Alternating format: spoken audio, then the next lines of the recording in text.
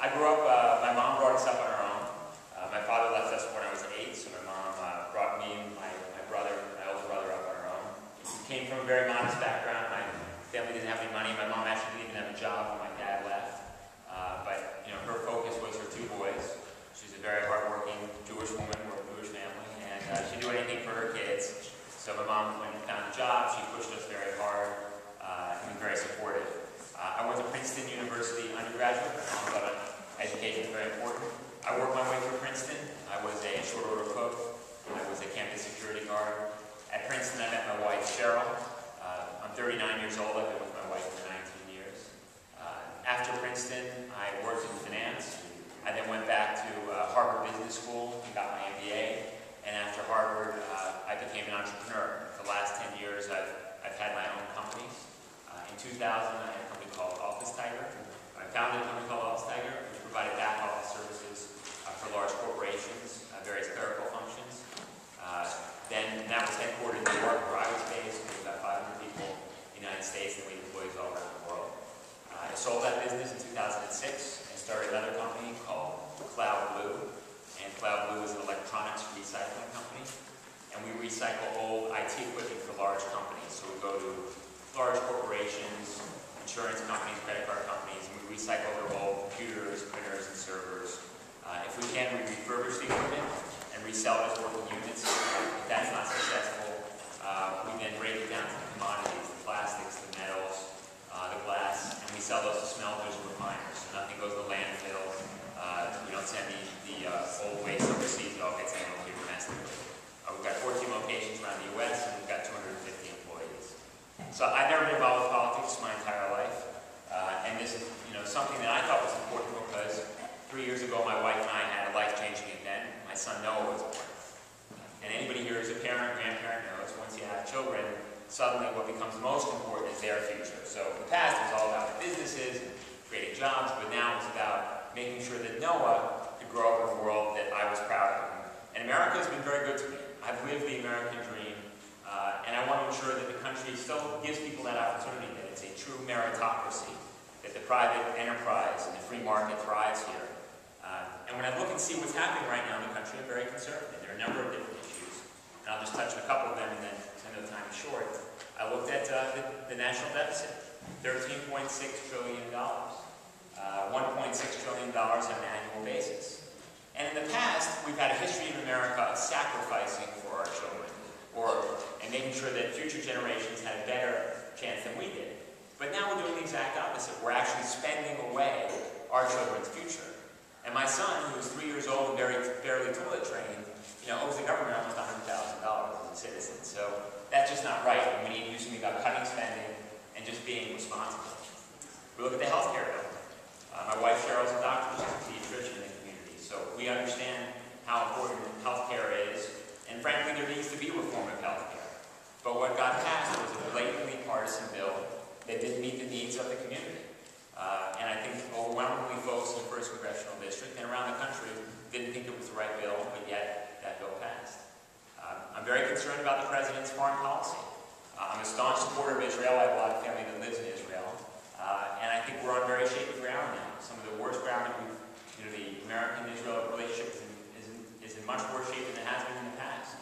And I don't agree with the administration's stand on Iran. We need to do whatever we can to prevent Iran from obtaining nuclear weapons. I've actually written some papers on that, some short papers on it, which are available over there, some policy.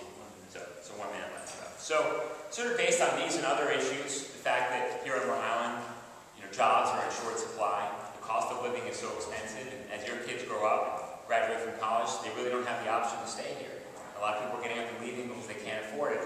These are some of the reasons that maybe decide to get involved, because I think we need men and women in Congress who've actually met a payroll, who have managed a budget, who actually understand what it's like to go from nothing to something and have done it on their own, and have private sector experience.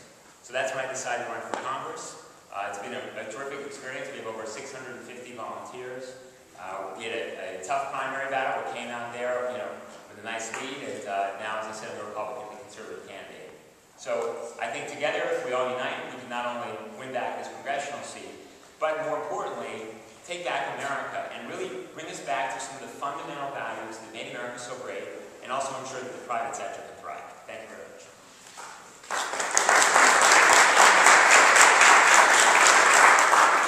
Okay. Anyone with questions? Yes. My previous business was all over the world, yes. Yes, ma'am. Yeah, they should have a commercial on me. We're an international company. We have employees and customers around the world. So not only did I create 500 jobs here in the United States, but I create jobs around the world. And that's what happens when you have an international business. Customer.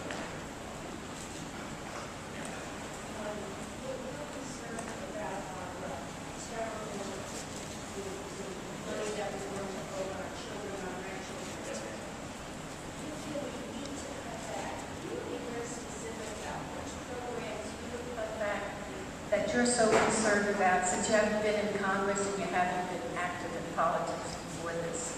It's Sure. very difficult. It is very difficult. And look, I think, but as the CEO of a company and as a person who manages his own household budget, I know you can't spend money you don't have. And at the end of the day, somebody's going to have to pay the bill. There's no free ride here. So the government can continue to print money, but eventually nobody's going to be buying your debt. But you're not answering the question, sir. I'm sorry. So What would you cut? I think the first thing you have to do is you have to look at how efficient the government is overall. In other words, when you look at the private, I'm sorry, can I answer that question first? All right, good. Oh, okay, sure. So when you look at the private sector, year after year, my customers come to me and say, hey, what cost you to do X this year, the next year you have to do it for X minus 15%. You should become more efficient in what you're doing, to be able to apply technology, you should have better processes. So we should look at what the government's doing today and say, listen, we should be able to be more efficient at it. And we should be able to go around and say, across the board, everything that we're doing right now, we should be able to do for 10% less. We should look at some of the government agencies, like the Department of Education, like the Department of Agriculture. We're sending billions, if not hundreds of billions of dollars to Washington to fund those departments. Those dollars then, ironically, come right back to this district, come back to this district and others. But along the way, they leave lots of dollars there in Washington. The question is, departments that don't teach, departments that don't grow food, are eating up billions of our dollars. Is that efficient use? So I think it's not an easy thing, but I think you have to systematically go through. And you have to agree we balance the budget. The first thing to do is everybody say, we're going to balance the budget on an annual basis. We can fight about how to balance the budget, which we're going to fight as Democrats and Republicans about. But if we agree on the fundamental basis that the budget has to be balanced, that will cause us to be disciplined. And a lot of tough decisions are going to have to be made. Sir, why would we support you for this office when you can't make a concrete response to a simple question? We're asking what you would cut. We're asking what would you do about the deficit if the deficit is, in your view, one of the most important things. What programs specifically? If you haven't had time to review the issues before you run for office, maybe you shouldn't run. Please give us some definite answers. I think it's interesting you made that comment and raised your hand before I even had a chance to answer the question. You were anticipating my failure, which I appreciate. Listen, I thought I was just very specific here. I think we need to go in and look at the budgets for all of the departments we've got right now and make the cut. So there's not just one panacea. You're not going to save 1.6 trillion. Would you feel there's a lot of excess money besides our defense budget? The Department of Agriculture. How much of the Department of Agriculture is as a percentage of our budget? All these departments are meaningful in terms of our budget. We have to go through systematically check them all. There's no one answer. You're not going to find $1.6 trillion under a tree. That's true, sir. Our Department of Agriculture is a very small portion of our budget, and we have been using federal tax money to redistribute funds to the different states according to the needs. The Department of Agriculture is responsible for developments like contour plowing, improved seeds, and tremendous amounts of our agricultural giant business that produces more than anything else in the world. Look, why is this a bad thing? It's not a bad thing. It's a practical matter. Are you going to save any money in one? Gary, we're not going to fight over it. It's not being productive. It's not a bad thing. This isn't a question of bad guys and good guys. This is a question of we have to look into that money. That's the reality. It's not a Democrat or Republican or conservative or liberal issue. It's our issue as Americans. And at some point, we have to face the music, and we're getting to that point where we can't spend money we don't have. So I don't think that's political. I think we're going to have to make some tough decisions, and some good things we're going to have to be cut because there's not enough money. That's just reality. And ultimately, we're going to be more responsible to our children, to our grandchildren. If we make those tough decisions now, the longer we wait, the more damage we're going to inflict. We really only have time for one more. My question is this: what's your stance on Social Security and Medicare? I mean, Are those areas where there are cuts? sure. Look, I mean, certainly when we've been rating the Social Security fund for years, Social Security is in deep trouble right now.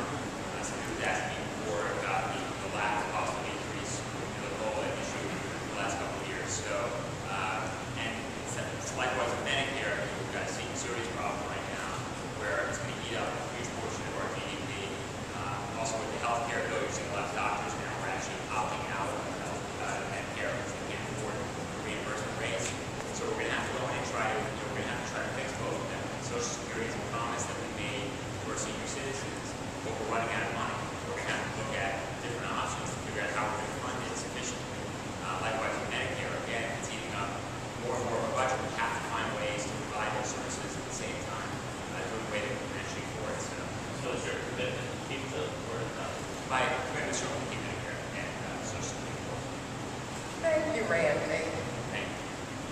Okay, now, Congressman Timothy Bishop is being represented by his Chief of Staff since he had a few candidates tonight and a few other things. So, welcome John Schneider, who's also Chairman of the